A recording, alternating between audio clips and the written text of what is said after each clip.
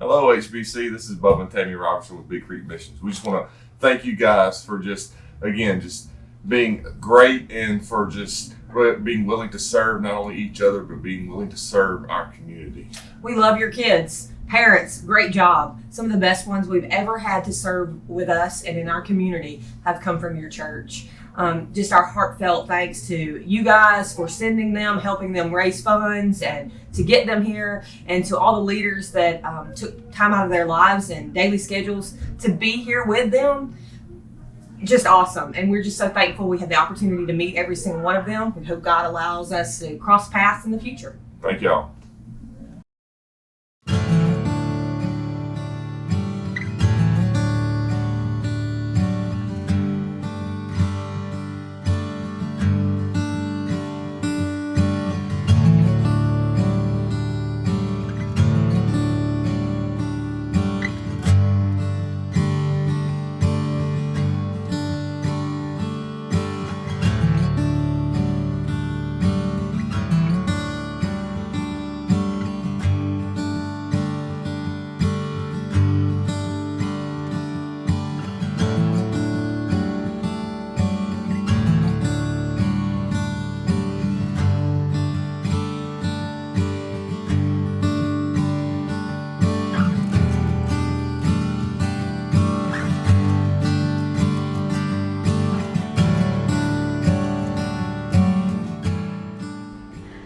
One of the main ways I've seen God using me this week and working through my life this week was the first couple days we were here, we were doing something called the summer feeding program, and basically we drive around and stop at different locations and pass out food to the people, and they just kind of wait in line.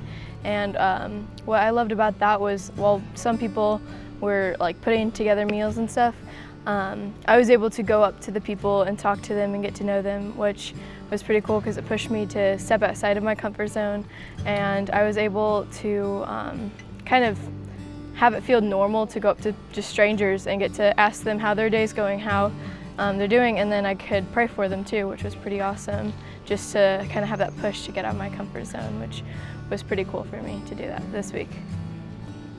I think one of the big things that has really just impacted my life being here is the fact that I need to be more thankful for the things I've got back at home, because looking at a lot of these houses, and I mean, the fact is a lot of these buildings are falling apart, houses are falling apart, a lot of things are being held up by, it's like glue and duct tape. So it's like something could fall apart at any minute. A lot of these kids that have been coming around the past week don't seem to have more than one change of clothes. They all seem to wear the same thing, and I'm at home complaining because I got a scratch on my shoe when I've got 13 other pairs.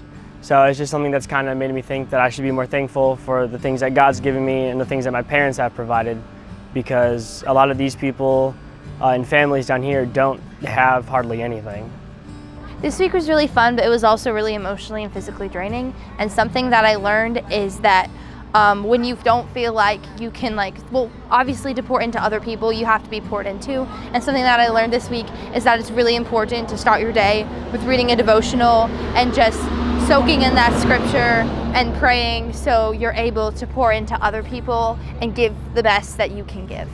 Well, I came here knowing I was going to make at least some sort of an impact on this community, because that's what we're here for. But the way these kids have impacted my life, just through their willingness to open up to these complete strangers and willing to do all these activities with them, they really show how much love they have, and they're just these broken kids that just need to be loved on. And I feel like God's really showing me that how much of a difference I can make even through these small things. It's a simple day camp, and yet these kids are being touched and loved in ways that they haven't experienced before. One of the ways that I saw God working through me this week was whenever we were walking by a house, God went through me and helped me to step out of my comfort zone and pray over these two ladies for their health. And it was just something that I had never done before. So this week I got to work in the children's ministry, and it really impacted me the way that these kids, even though they weren't brought up in the best household or anything, just how they still loved and cared on one another, and they had this loving and caring spirit. I really saw God work through this one kid that I got to work with. I got to pray with him, and I got to share the gospel with him, and I just saw God working with him throughout the week. He started off the week a little crazy, and then he ended the week, and I got to pray with him, and he just seemed a lot more peaceful. And I just got to love on him, and that was just a really amazing way that God worked through me this week. I think what inspired me the most about this place is just people will live anywhere, and they'll also live everywhere. They're everywhere, and they always need help. It doesn't matter if it's like 5 seconds or 5 minutes. How much these people enjoyed company just shocked me. How much they're lonely. They don't have anyone. And all they need is someone to talk to. The thing that surprises me most about the Wheelwright area is this is the second time I've served here, and I don't think I've met a single mean person. Everybody that we've met and encountered here has just been some of the nicest people I've ever met. And they're open to talk to you for as long as you want to. They'll stay forever if you let them. And they're open to the gospel too, which is of course the most important part and why we're doing this whole thing. So there's a lot of work still left to be done here too.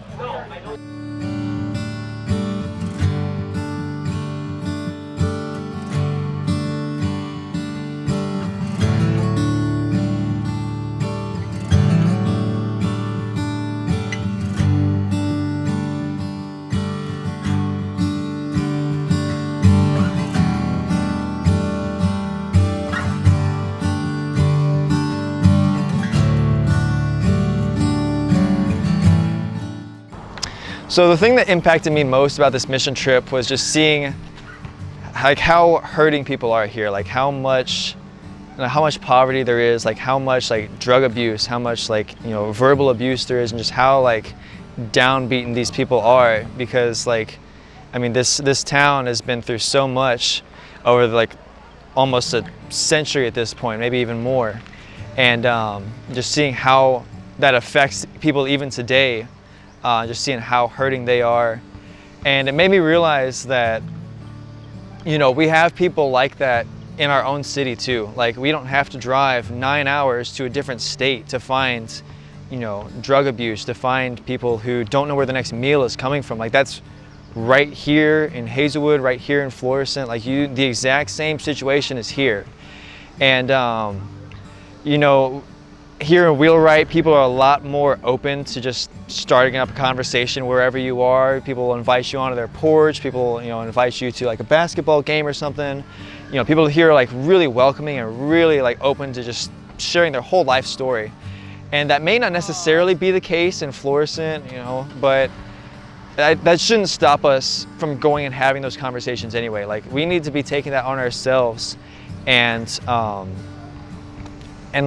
trying to start those conversations anyway. Like, we shouldn't be negating the value of the gospel just because it might make someone uncomfortable or it might make us uncomfortable, you know? Like, there's so many people in our own backyard, our own neighbors, that don't know Jesus. They don't know the gospel, and they have no hope, and they're, you know, struggling or something like that. And it made me realize that we really need to be a lot more intentional about consistent discipling, because here at Big Creek, you know, people will come into like the food program where they'll go around and feed people meals every day, and you know, the staff will know the people by name and the people will know the staff by name, and they'll have conversations about you know, past experiences they've shared with each other. And you know, why can't we do that in our city as well? You know, why can't we just even take like a weekend, you know, just once a month, and just share the day with our community and invest in them and just pour into them and give them something to hope for, you know? So that's what I really took away from this mission trip. It's a challenge to me, not just to live on mission this 1 week, but I've got 51 other weeks in the year to live for, and I want to use every single one of those that I can to invest in as many people as I can.